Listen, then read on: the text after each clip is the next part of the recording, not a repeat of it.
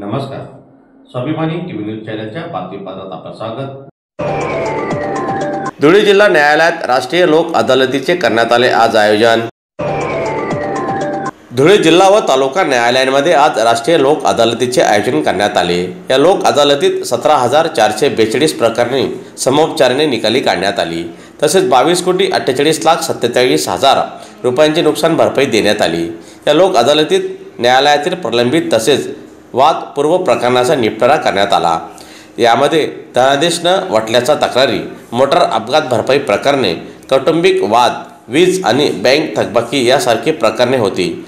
विशेष कौटुंबिक वाद मिटून 9 जोडपी पुन्हा एकत्र आली, तर 137 मोटार अपघात भरपाई प्रकरणे तडजोडीने निकाली निघाली आणि 10,05,00,000हून अधिक रक्कम वसूल करण्यात आली.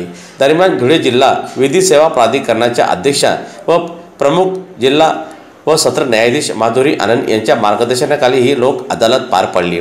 यासाठी जिल्हा वकील संघ, पोलीस, बँका, ग्रामपंचायती आणि महावितरण यांनी सहकार्य केले. दरम्यान आजच्या या लोक अदालतीमुळे अनेकांना त्वरित न्याय मिळायला मदत झाली.